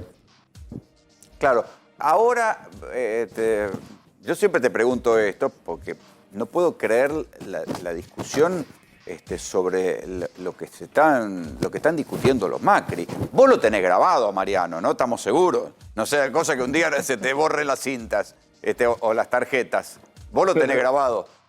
No, bueno, la última vez que hablamos, Rolando, no las había hecho públicas, pero como se puso en duda esto, el domingo pasado hice pública todo lo que dijo Mariano Macri sobre parques eólicos, que es una puntita muy pequeña de todo lo que dijo, ¿no? De su propia voz. También, bueno, nuestro... ¿Cómo? Con su propia voz, un Mariano Macri en su tinta. Claro, tal cual. Inclusive también grabé para que vean todos, digamos, no es que uno normalmente tiene que acordar nada con el entrevistado, pero a pedido de Mariano, él quería que deje bien claro que esta era una entrevista, que yo era el entrevistado, que él era la fuente, que yo tenía el control total de la entrevista y de que, o sea, lo que es rutinario en cualquier entrevista, ¿no? Que le iba a preguntar por su padre y por su hermano y de que él iba a aceptar de buen grado cualquier investigación que haga, más allá de su entrevista para el libro. O sea, lo que normalmente hacemos. Por eso es extraña la causa judicial, es extraño lo que dice el expresidente de que no avala. ¿Desde cuándo un entrevistado tiene que avalar una nota? ¿No? El entrevistado se presta y después le gusta o no le gusta. Ahora, que no gane Muchas veces Macri porque te vas a tener entrevistados- que ir de la Argentina, querido, porque si ahora ya te metieron un juicio para que entregues las grabaciones, si llegan a ganar Macri, van a tener que hacer una vaquita para pagarte el pasaje. Vos lo sabés, Rolando, son los gajes del oficio, te ha pasado muchas veces. Bueno, a veces te sale barato y a veces no, pero me parece que también tiene que ver con el impacto que uno logra o el valor periodístico, ¿no? Yo creo que la confesión o el testimonio de Mariano Macri tiene un valor enorme que todavía ni siquiera hemos llegado a las dimensiones. Me parece que esto de parques eólicos es la punta del iceberg de un testimonio que va mucho más allá. A mí lo que me llama la atención, que una investigación periodística puede ser discutida, te dicen, bueno, mira, ese dato es falso, está equivocado, pero acá nadie dice que sea falso, porque nadie puede decir que Mariano Macri no te haya dado la entrevista. Lo que dicen es que el entrevistado ahora no lo avala, es como que se desdijo, no se entiende. Claro, ni siquiera que los datos están mal, porque yo chequeé lo que me dijo Mariano y creo que una de las cosas que es interesante de revelar el crudo es mostrar justamente eso, nombres importantes, ¿no? Como el del empresario Alejandro McFarlane, que yo no pude chequear su vinculación con los parques eólicos, entonces figura en los crudos, pero yo no lo incluí en el libro porque no me parecía que podía comprometer su buen nombre y honor si no tenía pruebas sólidas de su vinculación con el tema, ¿no? Y con el negocio. Digo, son cosas de la cocina, del oficio que vos conocés muy bien, Rolando, pero pareciera que son desconocidas en el universo Macri. Sí, claro. Sí, Raúl. No, a mí me resulta extrañísimo, es insostenible. Además, ¿qué quiere decir que no lo avala? Que no autoriza. Que es un préstamo, no te da un préstamo, no es un libro, es un préstamo. Así, no es que dice que no es así, dice que no lo avala, o sea, que no autoriza la publicación. Parecería que quiere decir eso, pero es lo que dice el periodista. Una vez que vos diste la entrevista, vos la diste Zenón, te pueden citar y tienen todo el derecho. Eso es parte de hacer periodismo, o sea, no. Me parece totalmente absurdo y por eso insisto, si Rodríguez Larreta le da la cabeza de lista a un personaje que tiene este nivel de mentira, hecho público, ya vergonzoso, me parece que realmente comete un error fatal. Santiago, además de parques eólicos, que es hoy por hoy lo más fuerte que hay en el libro, que está discutiéndose en tribunales, ¿cuál pensás que es el próximo capítulo por el cual van a citar al libro? Yo creo que Correo es inevitable, que Blanqueo, Panama Papers, Panama Papers también está avanzando.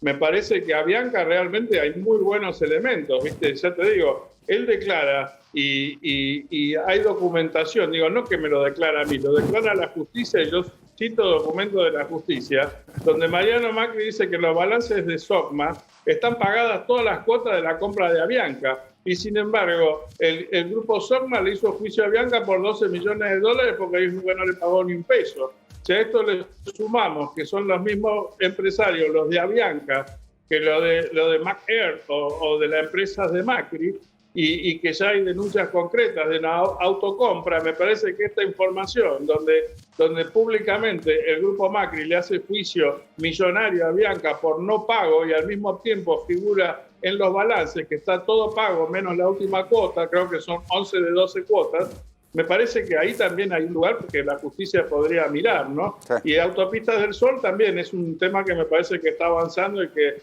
en cualquier momento incorporan también el testimonio de Mariano. Pero igual, esto yo, viste, la justicia la entiendo menos que vos, Rolando. No, es absolutamente incomprensible, pero es esto, hay que pensarlo con el freezer y el microondas. Te la congelan hasta que un día te la descongelan. Pero bueno, Santiago, te mando un abrazo, cuídate.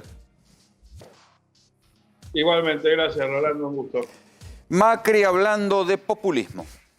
Este libro lo que busca aportar sobre todo, además de mi experiencia para los valiosos dirigentes que tenemos en Juntos por el Cambio y que no recorramos caminos que ya recorrí y no funcionaron y que ellos apuesten sobre esta experiencia a caminos distintos, es también ratificar que hay un segundo tiempo, que aunque parezca doloroso, esta vuelta atrás, inesperada, después de 4 años de haber empezado una transformación, tal vez era un camino de aprendizaje final para que quede en evidencia el fracaso del populismo gobernando, ya ni siquiera la soja récord les alcanza para revertir este desastre, y que sea el último gobierno populista de nuestra historia y que vengan 20 años de crecimiento.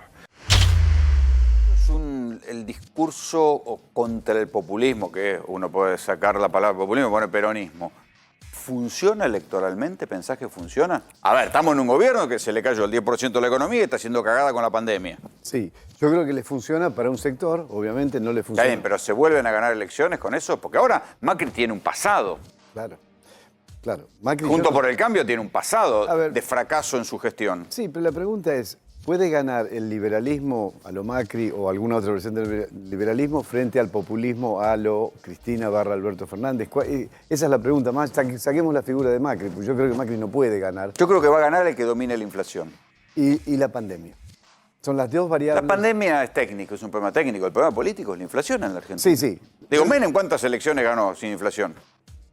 Casi todas. Pero hay que ser muy valiente para hacer lo que hizo Menem, Rolo, justamente. Acá todo el mundo se niega a dar esa batalla. Todos se niegan. Entonces, digamos, la inflación es ¿Contra algo la inflación? que no... contra la inflación. Contra la inflación sí, hablo, okay. digo. Es algo que, a mi juicio, no lo podés esperar de ninguno de los políticos más o menos establecidos. Nadie del PRO, nadie del Frente por la Victoria, o sea, ninguno está Bueno, porque ahí dispuesto a esa la batalla. cuestión se puede una batalla con la inflación sin comprometer la gobernabilidad, sin que se te venga el conurbano y te incendie casa de gobierno. Claro, claro. Hay un problema central muy difícil de resolver. Y yo, a pesar de que me peleo siempre con Milei, una vez me explicó cómo se hace esto y tiene razón. Le lleva 35 años como le llevó Sí. Pero no tenés 35 años de tiempo. No. En 35 La años. otra opción es- la otra opción es dolarizar absolutamente la economía. Empezar a usar el billete de dólar. Pero Es la tiene otra que ser opción. gradual. Él me explicó, tiene que ser gradual. Lo primero que tenés que hacer es bajar el déficit. Lo primero que tenés que hacer. ¿Y cómo lo bajás sin tocar el sector social? Porque si no, pasa eso. ¿Por qué eso? Bueno, tercericemos la obra pública, empezás a bajar el déficit, le haces una señal al mercado, cuando bajaste el déficit, bajá un poquito los impuestos. igual te digo que- podrías atraer inversiones, pero lleva No, tiempo. es la gobernabilidad. Claro. En un país donde los tiempos políticos son cada vez más breves, el que haga esto mete los dedos en el enchufe. Mete los dedos en el enchufe, por cierto. Salvo que la crisis sea de una dimensión que permita, como la hiperinflación de Menem, que se acepte cualquier cosa. Sí, pero la hiperinflación de Menem no tenía el nivel de organizaciones sociales de base combativas que tenés en este momento, y no tenías el yo kirchnerismo, eso lo entiendo. no tenías a la Ahora, Cámpora. la opción es el ostracismo en el que estamos. Estancado hace 10 años, vamos a seguir 10 años más así. Y es más, o sea, muy estancado, difícil. pero todos los días un pasito para atrás. O sea, Pero sobre Argentina da todo, uno para adelante, muy dos para atrás, difícil uno para adelante, dos para atrás. Está bien, pero pensemos en Bolsonaro. Bolsonaro dijo, no, vamos a hacer la revolución liberal en Brasil. Difícil. Es que No pudo hacer realmente nada. es difícil, Rolo. Y si vos me preguntás a mí, Es yo que creo que la ningún única modelo chance liberal es como si funcionó vos de es... esa manera. No, en todo caso, el que más avanzó en eso y después se enamoró del dólar alto fue Menem, pero porque lo hacía desde el justicialismo, que es lo que Milei también dice. Claro. Milei dice, Sin el yo, peronismo si no yo lo sería puedo- candidato del peronismo. Claro. Es un poco complicado. Es complicado, pero fíjate, ¿quién restauró el nuevo experimento que se llamó neoliberal? Reagan, ¿ok? Y lo hizo, la Reaganomics famosa, reactivó la economía, pero dejó un porcentaje de desocupación muy importante, que después lo trataron de arreglar, etc. Pero Reagan sí, pero eso después, desde la crisis del 30 hasta Reagan, nunca más se intentó el modelo liberal, porque realmente generó, en el caso del modelo del 30, era por un altísimo grado de corrupción que se cayó todo. Pero igual el modelo liberal, si no lo haces gradual, te explota. Y más en un país que tiene organizaciones sociales y combativas como la que tenemos, peronismo, CGT, todo eso se te viene encima. Y no digo que no tengan derecho a venirse encima, pero se te vienen encima. ¿Cómo haces para contenerlo? Bueno, es un Sí, problema. y en lo inmediato es prácticamente imposible porque tenés una realidad sanitaria que te está golpeando. Y que Olvídate. de hecho, a ver, el gran filántropo que vino avisando cómo son las cosas, hizo una declaración que iba a durar la pandemia por lo menos hasta fines del 2022. Casi todo el mandato que le queda al presidente actual. Sí, ahora, aclaremos una cosa sobre la pandemia. Yo hoy me tomé un trabajo. Para mí hay un número que resume las tres variables principales del manejo de la pandemia, que es, el número es la cantidad de muertes por millón de habitantes. Y eso te resume la calidad de la gestión gubernamental, la calidad o la capacidad del sistema sanitario y la capacidad profesional de los profesionales de la salud. Entonces, por millón, el que más yo tomé, porque a ver me digan, como decía Milei el otro día, que yo lo comparo con enanos, no. Italia, Inglaterra, Chile, Francia, ok. La peor es Inglaterra, 2.251 muertos por millón de habitantes. A fechas actuales. A hoy. Italia, bajando, 1.773, Perú, 1.588, Chile y Brasil, 1.450 cada uno, Francia, 1.408, Argentina, 1.172, y la única que está mejor de estas 8 es Alemania. O sea que hasta acá está bien. O sea, es horrible lo que estoy diciendo. O sea, uno sigue jugando en las ligas 8 mayores. países, Sí. hay 200 países en el planeta.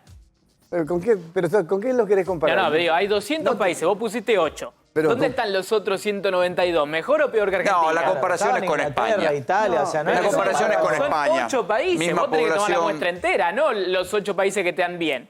No son 8 países que están bien, son 8 países Que están justamente mal. Bueno, entonces todos los otros 192 dan mejor que Argentina. No, hay todo- algunos que todo dan distinto. peor. A ver, No, él no. lo que te hizo fue la comparación, de hecho, eso que vos estás diciendo, yo lo vi. Es jodido, Son los ¿eh? Sí, lo que pasa que te. Pero pará, vos me estás te diciendo saltó- muertos por millón. te saltó sin saber. Esos principales yo sé países... bastante de matemática, cuidado lo que dice. Ojo con lo que me acusa. Estoy hablando de cuestiones sanitarias. Estamos hablando de muertos por millón, son dos números que se dividen. Muertos por millón es una cuestión sanitaria. Son dos números que se dividen. A que se mueren por cuestiones matemáticas también.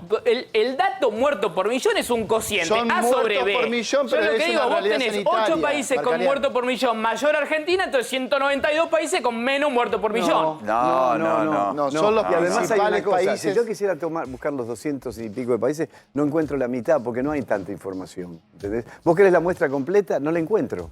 No la puedo encontrar. Bueno, entonces, pero eso no es una respuesta. Porque me parecieron emblemáticos, pero yo creo que esto te da un panorama. Si tenemos la mitad de muertos de los que tiene, por ejemplo, Inglaterra... Sí, igual todavía no tuvimos la segunda ola. Ahora quiero ver después de la segunda ola, porque esto es lo que por ahora venimos zafando porque la segunda ola acá se demoró. En 2 meses hablamos. Sí, la disponibilidad de vacunas, para Argentina son 10,2% con las últimas que llegaron de su población. Y tenemos más o menos 6% de contagiados, con lo cual tendrías, en teoría, un 16% de la población, y ahí me va a comer el doctor, supuestamente inmune. No, porque la nueva cepa no respeta. Bueno, por eso. Así que, doctor, gracias por venir. No, muchas gracias, un gusto, como siempre. Y mientras tanto, lo que sucede en la pandemia también tiene que ver con el mundo del delito y uno de los grandes fenómenos de la coincidencia entre el cierre del flujo de dólares y la pandemia es que estalló el robo de celulares. Y ahora no solamente tenemos desarmaderos de autos, sino también tenemos desarmaderos de celulares.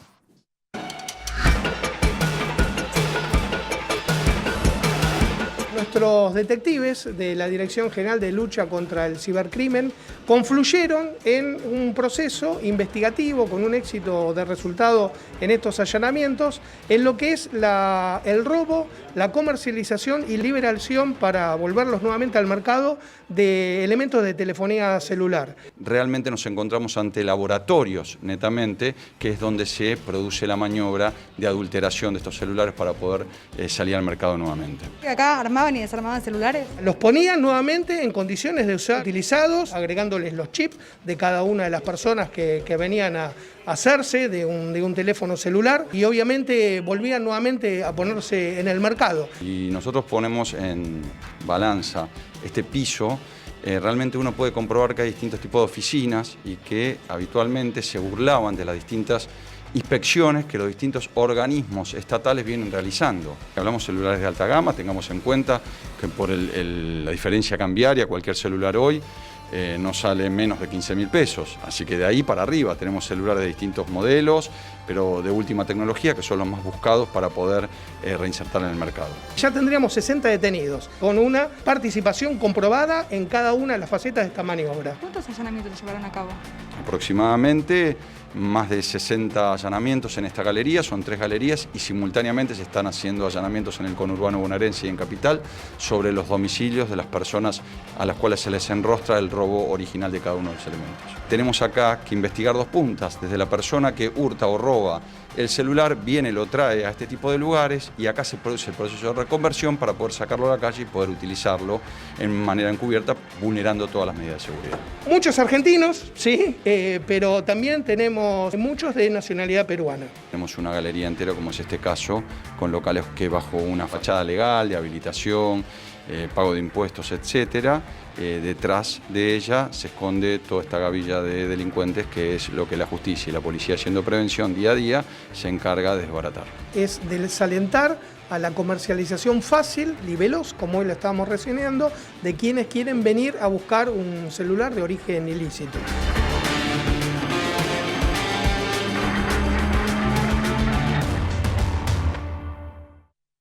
Hace literalmente 20 años que en diferentes programas de investigación hago y presento investigaciones sobre cámaras ocultas, de las cuevas donde se venden los celulares robados, cómo los punguistas le roban el celular a la gente, se meten en esas galerías de 11, los celulares se vendían Ahora está esta nueva modalidad de que los desarman y los venden por piezas, porque funciona como el negocio de los autos. Pero él nunca había visto un operativo tan grande. Fueron creo que más de 60 allanamientos los que hubo contra los desarmaderos y las cuevas de celulares, varias de ellas ahí en 11.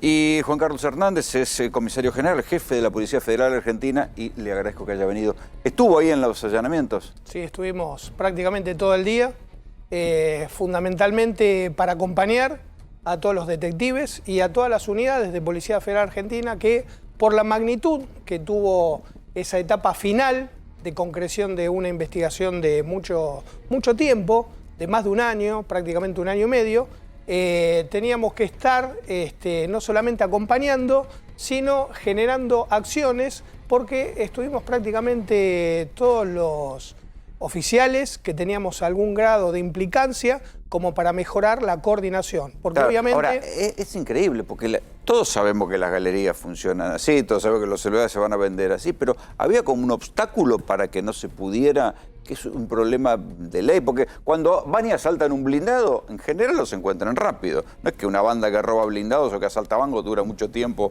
afuera. Los celulares eran una especie de maldición, nunca nadie podía hacer nada. Sí, en este caso se cambió un poco el método de investigación. Eso me interesa. ¿Qué fue? Más que nada, no buscar un resultado inmediato como para tener esclarecido una parte del episodio, sino que no generamos una fragmentalidad, sino que buscamos una y cueva integralidad. por cueva. Exactamente, ante esclarecer el robo de un celular. Concretamente, el disparador de toda esta investigación surgió por un episodio aislado.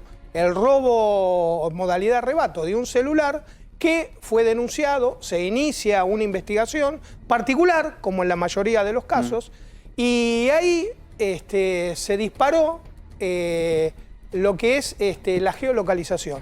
Se dispara la geolocalización de ese celular robado ya el año pasado.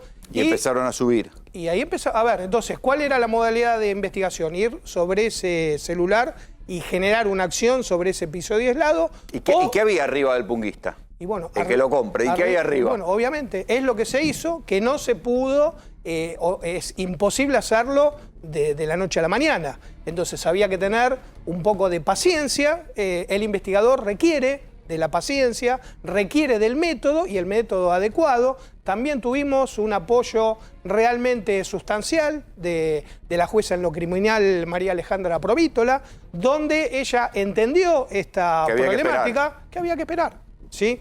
Y se esperó, fuimos pacientes, se generó también un recurso que podemos decir que es novedoso, que es la figura del agente revelador, es decir, que un método de investigación... No es el arrepentido. No es el arrepentido, es como hacemos nosotros en la cámara oculta.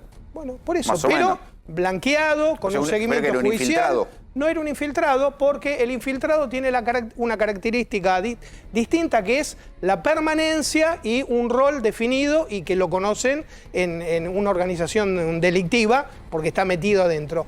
El agente revelador es que genera un poco un marco de confianza, como en algún momento compra algún elemento como para ver cómo es el mecanismo, y bueno, va generando marcos de confianza y se arman distintas líneas de investigación que nosotros sabemos que el ILVAN nos conduce a que hay un camino común, un resultado común y una distribución de roles, porque en definitiva... ¿Es un gran negocio o es un...? Pues digo, porque cada celular que se afana y lo revenden armado, completo, desarmado, es mucha plata. Y ahí no sé cuántos celulares se encontraron, pero seguramente había un montón.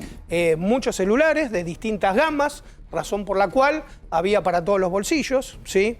Y el tema no era simplemente ese dispositivo celular que estaba en venta, sino que tenía un proceso. Se le genera un valor agregado porque también pudimos detectar, y no es que nos sorprendimos, sino que estaba dentro de la línea de investigación, que en uno de los pisos superiores, que permanentemente iba mutando y evitaba que se generen allanamientos en un lugar donde los íbamos a ir a buscar, pero en este caso ya no tenían ¿Cómo es a dónde eso que ir. mutaban, que se mudaban? Y se iban mudando, porque hay distintas oficinas... que sí, no las están galerías. Bueno, pero una cosa es el sector comercial, donde tiene los locales, donde van a buscar ya directamente para usar ese celular que ya estaba preparado. pero en otros los niveles superiores, concretamente en el piso 11, donde abajo están las galerías comerciales, había como un laboratorio que permanentemente iba mutando de distintas oficinas, en muchas que están vacías, otras que eran utilizadas para otra cosa, pero en este caso ya sabíamos dónde estaba, se allanó con la orden precisa de la jueza. O sea, ya sabían dónde estaba el laboratorio. Ya sabíamos dónde estaba el laboratorio, no tuvieron tiempo de cambiarlo, porque por eso la idea fue generar una acción sincronizada de todos los allanamientos al mismo tiempo.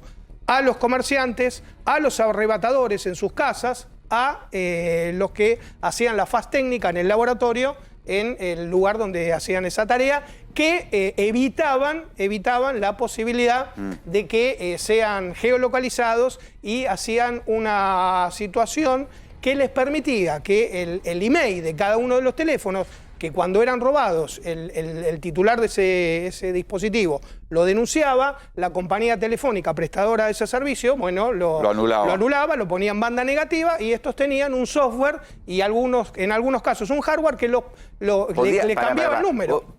¿Podían revivir un teléfono dado por robado? Sí, sí. ¿Y lo podían volver a meter en el mercado? Y obvio, era sin lo que desarmarlo. Obviamente, sí, sí. Ahora, si utilizaran esa creatividad para laburar, serían bárbaros. Y bueno, evidentemente se dedicaban a ese Porque hay que reprogramar un teléfono de eso, de alta gama. Bueno, conocían cuál era el sistema. ¿Y las máquinas que tenían eran máquinas sofisticadas? Eran máquinas muy... la verdad, no eran muy sofisticadas, pero eran idóneas para realizar este tipo de trabajo. Y bueno, lo hacían con una habitualidad en gran cantidad, que ya tenían una expertise que lo hacían velozmente. O sea, si ellos se roban un teléfono que vale, no sé, 200 lucas en la calle, no necesitaban venderlo desarmado, sino que lo podían reprogramar. Exactamente, en algunos casos, de los de mayor gama, o sea, ¿para qué los iban a vender como chatarra? Que los que no servían, obviamente que también entrarían en ese mercado, pero muchos los vendían para que funcionen. ¿Eran argentinos o extranjeros? La mayoría eran peruanos, la gran mayoría. Y después tuvimos el caso de un argentino... Pero ese mercado de los celulares lo maneja, se ve que gente peruana desde hace décadas. Porque yo, insisto, hace 20 años, y eran siempre los que estaban ahí eran gente vinculada a la colectividad peruana. Bueno, en este caso también. Y había un argentino, tucumano, que estaba también generando alguna acción que todavía no la tenemos muy clara, pero tenía 3 órdenes de captura por rebeldía de delitos diversos de la provincia de Tucumán, y ahora ya tenemos el requerimiento que en días más ya se hace el proceso de extradición hacia la provincia de Tucumán. ¿Saben los precios? O sea, por ejemplo, un celular, ¿a cuánto se vendía ya reciclado, ya con el número de email cambiado, cuánto lo vendían? Y tenía realmente distintos valores, pero, por ejemplo... ¿Se vendían ahí o se vendían a domicilio, Mercado Libre? Generalmente se vendía digamos, en el segmento comercial de esta organización. De los que eran de la línea del sistema operativo Android, de distintas marcas, alrededor de 4.000 pesos, uno que estuviera más o menos bien. ¿4.000 pesos? 4.000 pesos. Muy barato. Muy barato, por eso. Muy barato. Muy barato. Ah, claro. O sea, lo vendían como pan caliente. Y bueno, sí, salían, porque el tema era darle algún tipo de préstamo-movilidad a todo ese recurso. Si le vendían a 4.000 pesos, ¿cuánto le pagaban al chorro por celular robado? Y bueno, por eso, lo mismo. Ahí hacían como paquetes, y que obviamente que lo tenían permanentemente trabajando. ¿Paquetes? Sí, sí, o sea, varios... O sea que tenían los chorros se robaban varios celulares por día, porque si no, no tenía rentabilidad. Obviamente no es que hacían uno y lo iban a vender. Claro, juntaban y los ponían... Pero bueno, de todas maneras, insisto, hemos secuestrado algunos talonarios de una facturación media también irregular, razón por la cual tampoco se sabe exactamente, porque no había un precio estándar, no tenían una documentación de características contables como en la mayoría de los negocios. ¿No habría que clausurar esas galerías? Bueno, por eso también fuimos con la Agencia Gubernamental de Control de la Ciudad de Buenos Aires, donde intervino también en la parte que les compete, y bueno, la mayoría de los locales obviamente fueron clausurados. Y muchos también estaban clausurados por temas que vulneraban cuestiones de habilitaciones municipales, pero bueno, obviamente nosotros no íbamos por ese tema administrativo. Y los dueños que alquilan esos locales desde hace años, a lo mismo tipo, que venden celulares robados, ¿no tienen nada para decir? Y bueno, eso será... No, la jueza nos debería llamar y decir, venga para acá, señor. Bueno, eso obviamente será otra etapa de la investigación.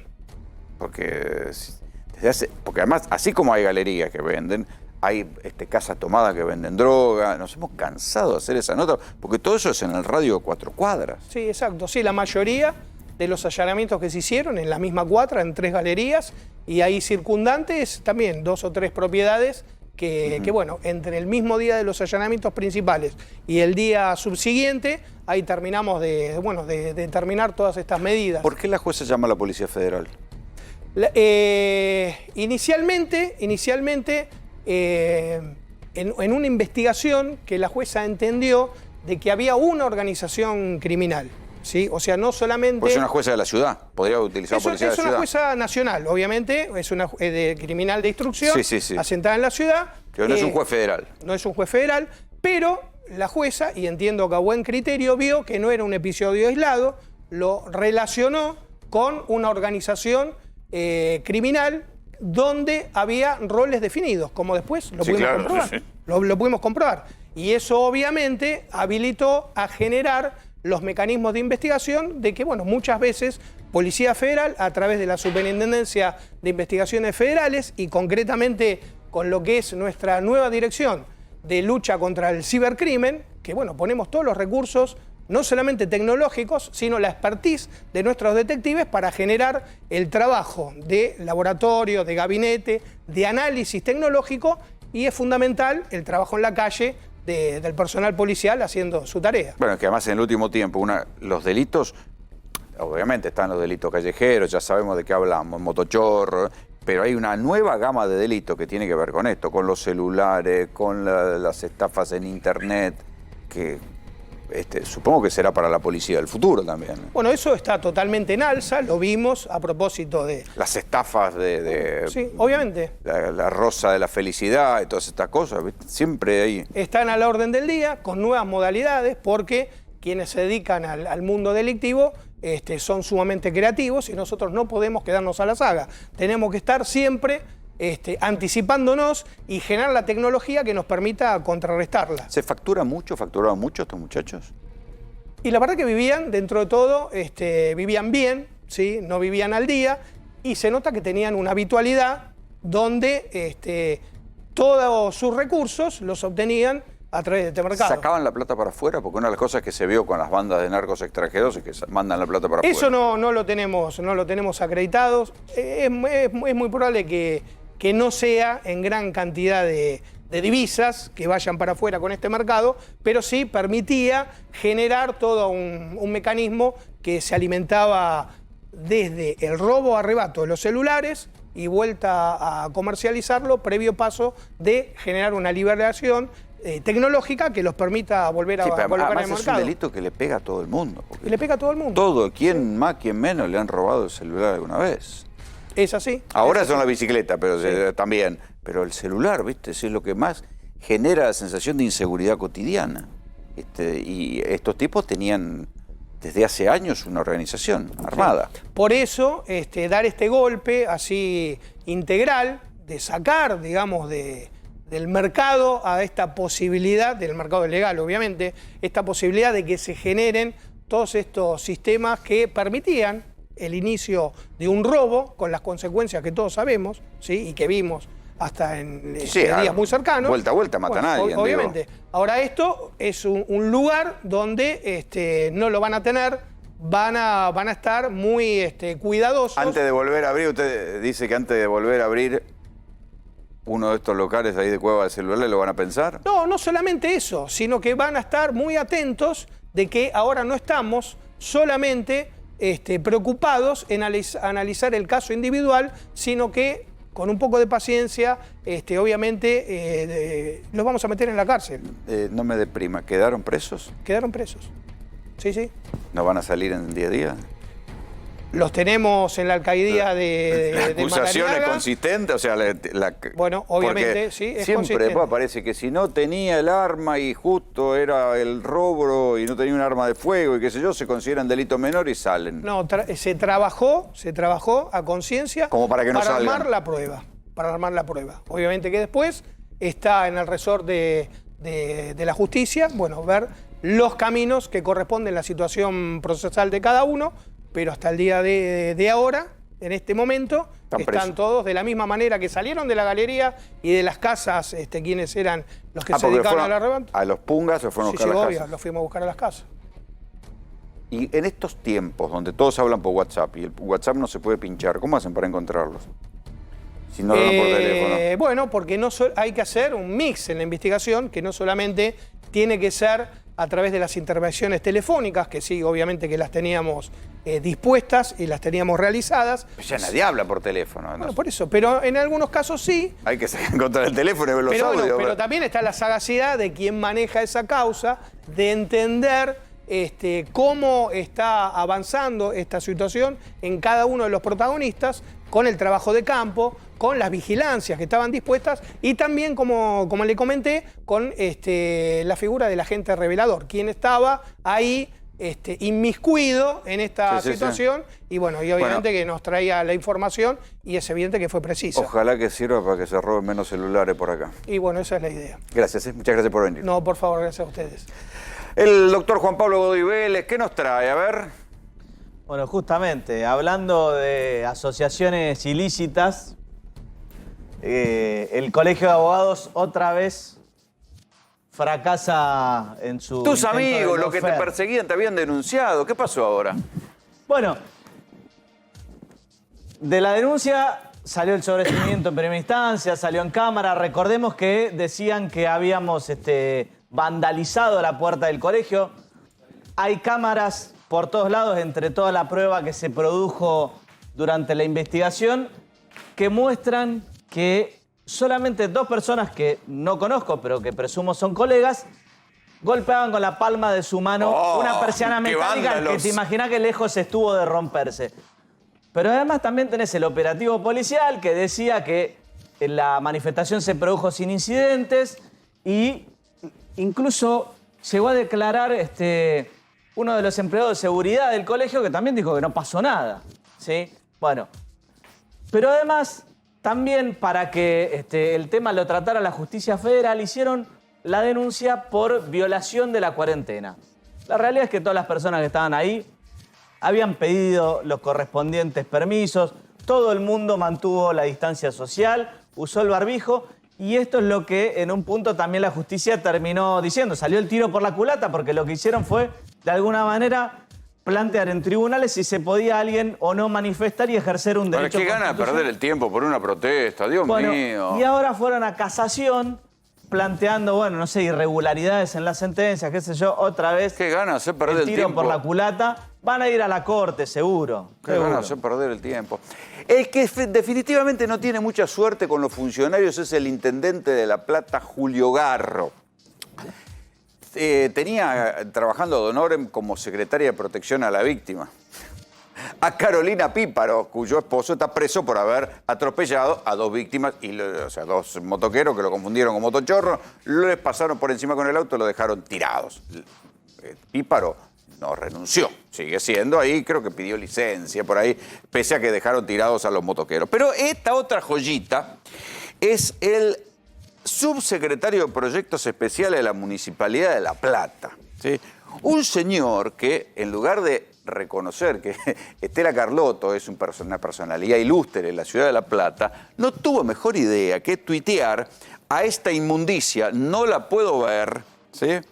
Y arrancar con una serie de tweets que si estos son los que vienen a pacificar la Argentina, muchachos, estamos jodidos. Claro, ¿qué pasa? Estela Carlotto dijo que ella quería que Macri vaya preso por las irregularidades y las cosas que estuvimos discutiendo en este programa, ¿no?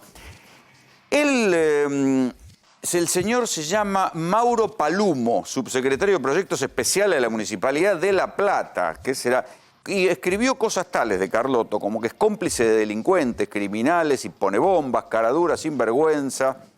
Si mejor la echamos de la ciudad de La Plata, esta desvergonzada cómplice de los delincuentes en este país. Claro, el señor seguramente es un poco bruto y ni siquiera sabe que Carlotto es candidata, por ejemplo, al Premio Nobel de la Paz, que ha ganado premios, que no tiene ninguna causa judicial, ni por corrupción, ni por choreo, ni por nada por el estilo. Y esas son las cosas que a uno lo asustan. Que este tipo de fascista termine siendo funcionario público en la ciudad de La Plata, en la misma ciudad de Carlotto, porque así como escriben estas cosas, después un desaforado le cruza un auto a Carlotto. La verdad es que los organismos de derechos humanos, más allá de lo que opinen y lo que digan en cuestiones de política interna, tienen un reconocimiento internacional que ninguno de estos mediocres va a lograr nunca. Nosotros nos estamos yendo